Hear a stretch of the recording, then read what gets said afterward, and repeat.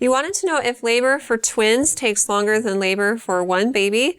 And the biggest determining factor in labor length is actually which baby it is for you. So first-time moms have a way long labor. It's longer than most people think. On average, it's 12 to 18 hours, and there's lots of factors that can make it longer than that even. So generally speaking, you're like a pioneer paving the way for any and all kids you're ever going to have on your first baby.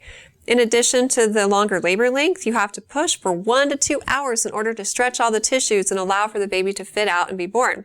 Because unfortunately, the size of the baby's head is not very proportionate to the size of the birth canal. So a lot of this stretching needs to happen during labor and during 1 to 2 hours of pushing after you're 10 centimeters. After you've already had a baby before, though, labor length is usually about half of what it was on your first baby, sometimes even faster, and pushing time is significantly decreased. It goes from being 1 to 2 hours like on your first to just like a few contractions in most cases.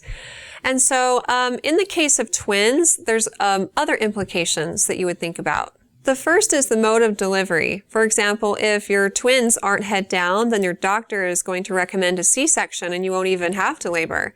If your babies are head down, at least the first, sometimes they'll let you try if the second is head up, the first is head down. Then labor, again, the labor length will depend on what pregnancy and delivery this is for you. If it's your first, you can expect it to be really long. If it's your second or third, then hopefully it will be pretty short. But if it's your first pregnancy, you can expect the first baby to take a long time to be born because you have to push for 1 to 2 hours. But then, since that baby's paved the way, the second baby usually comes out pretty easily. Sometimes there's a lot of pushing time, especially if the baby had to be rotated by the doctor and then needs to come down in the pelvis. There's so many different factors that can affect it. And I've helped with lots of twin deliveries where the second is born minutes after. And then I've helped with a lot of deliveries where sometimes the second baby's born hours later. It just kind of depends on the circumstances. I suggest talking with your doctor about your situation, and based on their knowledge of your circumstances, they'll be able to give you more advice and information about what form of delivery would be most appropriate for you, and based on that, what you can expect.